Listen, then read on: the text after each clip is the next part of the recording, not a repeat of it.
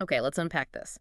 Imagine you're huddled in a small research module, millions of kilometers from home, orbiting Enceladus, one of Saturn's moons.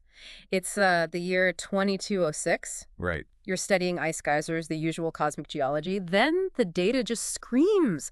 Gravity readings are completely off the chart. Something huge is moving within the ice itself. And then you see it. Exactly, and you see it. Not a geyser, not some weird mountain, but, well, a giant statue.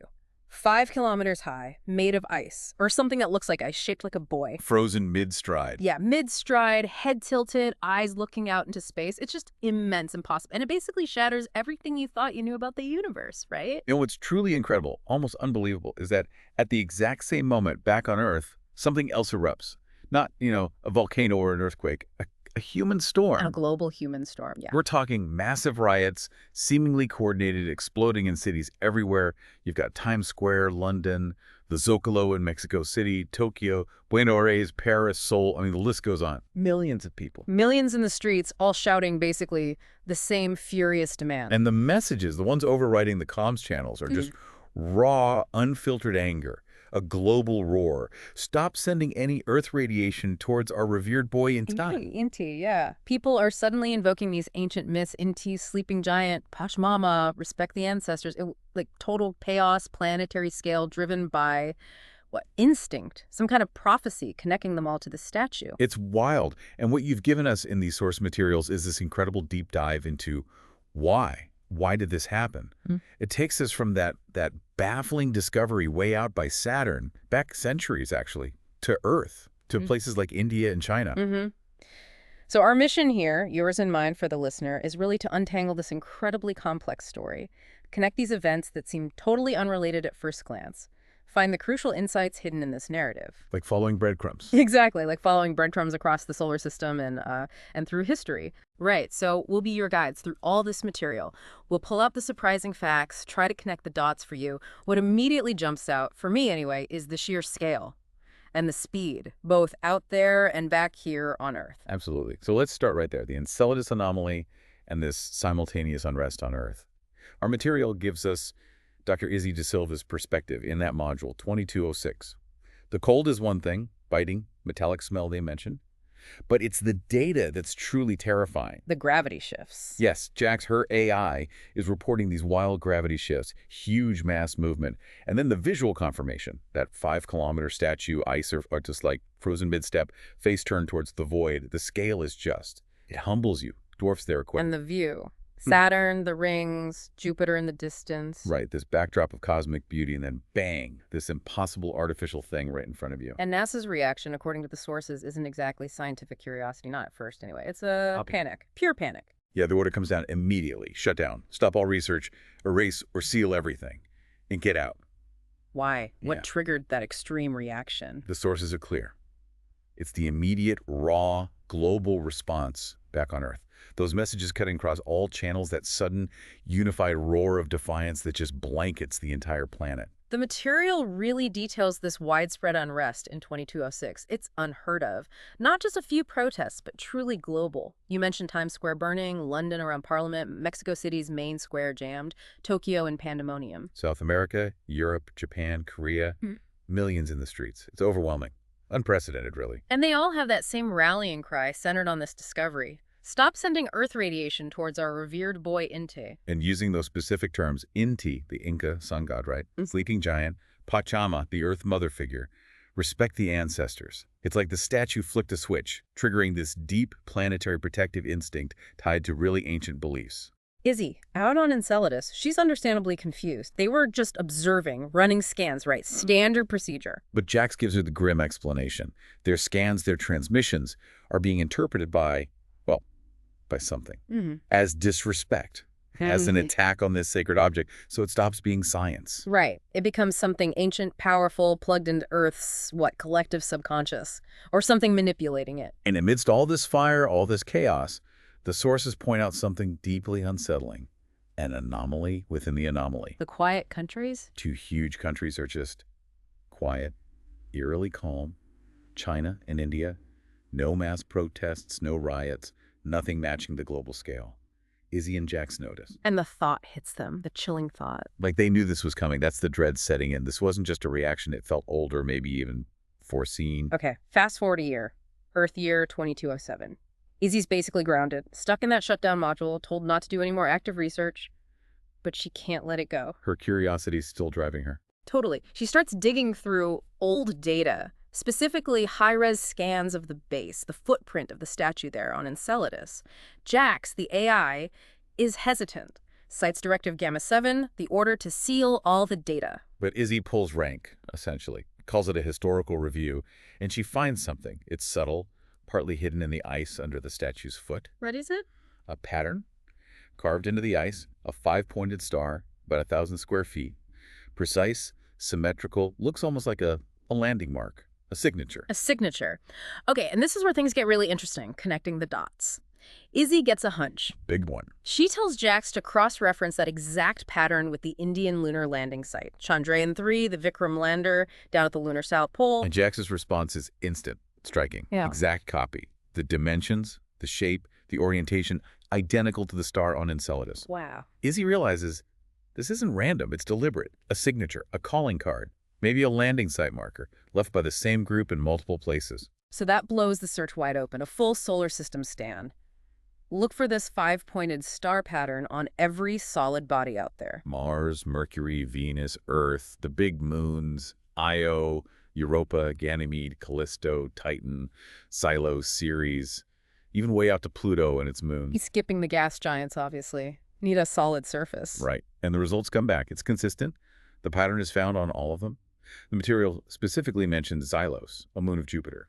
Says the data there is particularly clear. Found on some barren plain, looks like it's been untouched for centuries. So this universal pattern, same precise design and totally different environments across the whole system, it points to one group, doesn't it? Incredibly advanced. A single entity leaving cosmic breadcrumbs. A universal signature. And then the big one, the most chilling question, is it here on Earth? Izzy has to know. She orders a full Earth X-ray scan. Huge energy cost, guaranteed to set off alarms everywhere. But she needs the answer. Tells Jax to focus on stable ground, low earthquake zones, non-volcanic regions. And, predictably, NASA HQ hits the roof. Director General Anya Sharma appears, furious. The energy spike, the unauthorized scan. Plus, she's still dealing with the political fallout from the riots. Yeah, she's saying New York, London, Mexico City, Tokyo, they're still burning. She's completely overwhelmed, skeptical. Calling it mass hysteria, some kind of global psychological event, flat out denies any alien conspiracy. But then Jax interrupts her, not with a report, but the source says it's like a digital gasp. Strange signature found. Probability match. 99.998%. Unmistakable. Dimensions, shape, internal structure, an exact copy. The Enceladus pattern, the lunar pattern, and the location. Buried deep beneath an urban structure in Kanankunte, southern India. Kanankunte, the place with no riots. Exactly. And suddenly it all clicks into place with horrifying clarity. The giant boy statue out by Saturn, the global chaos everywhere else, the eerie quiet in China and India, and this identical cosmic fingerprint buried deep beneath this specific quiet spot in India. It's all connected. It's all connected. Far deeper and way more terrifying than anyone imagined. Sharma's just stunned into silence. Her anger evaporates, replaced by this dawning, horrifying realization. Okay, so to understand the why Kanankunte? Why the statue? Why the silence? We have to rewind way back. The forces take us to Earth, year 1930. To Xylos, one of Jupiter's moons. And it's a dying world, or at least a region called Aringarosa is. It's being slowly poisoned, basically, by Saturn's gravity and radiation from the rings, cracking Earth, leaking ammonia, domes failing. Once fertile farmland, now desolate. And we meet Carolina Aringarosa, watching her people face extinction. But she refuses to just let them fade away. The sources detail these two incredibly audacious plans she sets in motion, a hedge against oblivion. The first one is, wow, silent assimilation. Right. She secretly picks out her best and brightest tech experts. Their mission, almost suicidal, really, infiltrate Saturnian society on Titan, Enceladus, maybe other places. Blend in completely. Totally. Adopt their customs, languages, even subtly alter their DNA, implant false memories so they seem native, live among the enemy, essentially. While secretly working against them. Exactly. Setting up hidden research groups, reverse engineering Saturnian tech, figuring out their psychology, looking for weaknesses, planning counter moves. It's a strategy of incredible patience. Generations of sacrifice.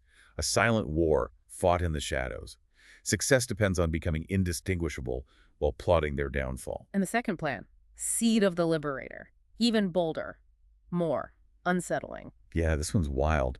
She envisioned creating a new society, but not on Xylos, on Earth, far away, protected by Jupiter and the Sun. This group wouldn't be genetically Aringarosan, not exactly, but they'd be engineered for huge mental leaps. 1,000,000 times the reasoning power, the sources say. And an unprecedented ability to subtly influence minds, empathetic manipulation, intellectual guidance, natives of Earth, but with these hidden abilities. And existing Aringarosan agents on Earth would guide them. Guide their development, yeah. Ensure specific people reproduce, feed them knowledge to speed up this cognitive jump. It's described as a cosmic gamble, manipulating destiny over centuries. And her view of Earth in 1930?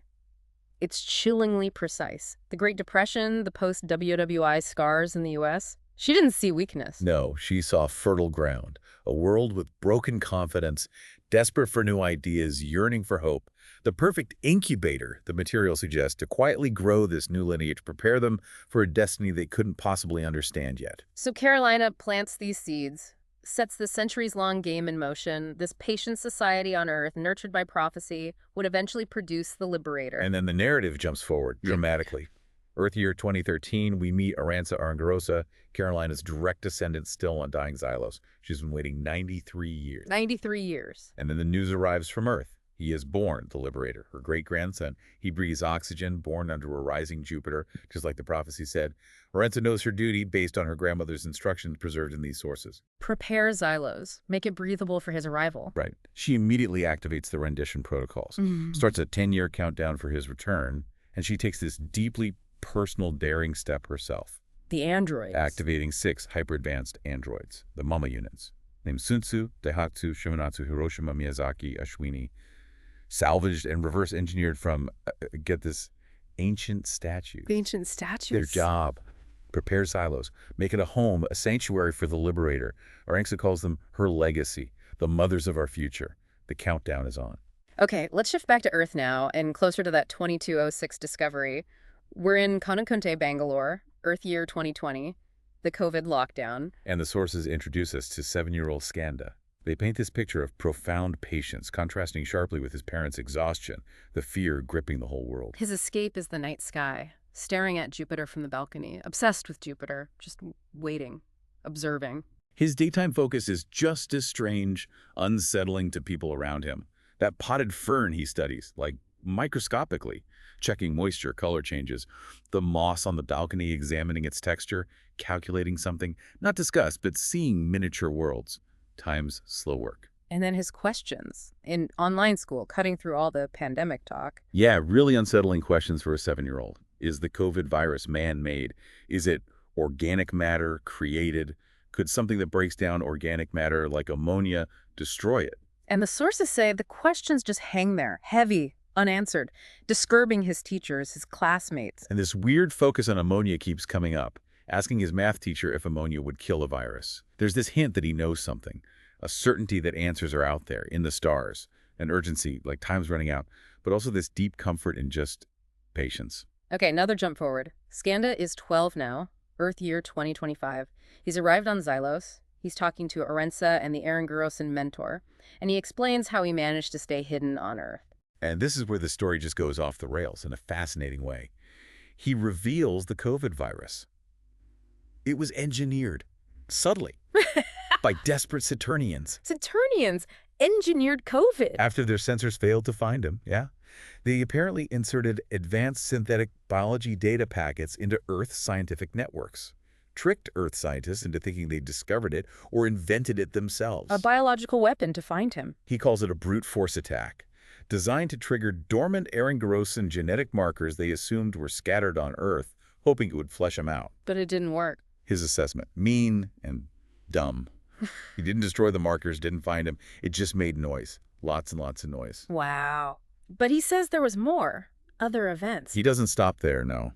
He claims other things were also subtle Saturnian nudges. He actually cites the Make America Great Again movement and economic turmoil, like the tariff wars around 2025. Seriously. He says they were influencing Earthlings' minds when people were stressed, looking for someone to blame, planting little whispers. Things like make everything yourself or don't trust outsiders. Playing, as he puts it, king of the hill with Earth's economy. Pushing for tariffs, trade wars, nationalism, creating a very specific kind of chaos. Why? Just to cause trouble. To create a distraction. He says all that chaos created a big, noisy fog. And for him, that was best for hiding something. Incredible. And the sources link this back to the CCP. Yeah, there's that fascinating aside from 2016, CCP leaders, the 12 wise men, watching the new U.S. president. They see Earth politics as basically irrelevant, a speck of dust. They're focused on the real force, a child, a little one. Their MSS, their spies, have been searching for in southern India for 3 years. A child who hadn't even learned to speak yet. They sense the old world ending. So the CCP sensed something, maybe his potential, but didn't know the whole picture. And the Saturnians were looking too, but completely failed. Exactly. And Scanner reveals his original escape plan was actually for 2023. But Earth was too quiet then, too stable. Too stable. He needed chaos. Apparently. Then COVID hit. Followed by the political mess, the economic fights in 2025, total mayhem, he calls it. And that was the perfect time for his jump to space. So while everyone was screaming about viruses and tariffs and eventually the statue, tight?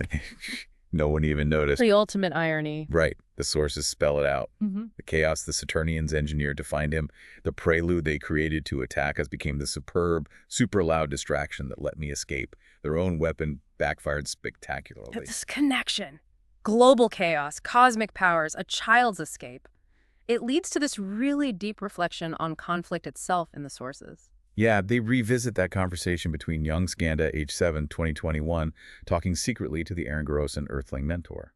Skanda asks why humans are so loud. And the mentor's explanation. It's a fundamental misunderstanding of power. Humans, and the Saturnians too apparently, think strength is all about force, dominance, making noise. Not about patience, understanding, subtle influence. And the mentor confirms the virus was a Saturnian bioweapon. Confirms it was their attempt to find Skanda. Calls it a crude yet devastating tool. It failed its main goal, caused massive suffering, but accidentally created the perfect cover for Skanda. And they look back at Earth's history, right? Lessons in violence. We do.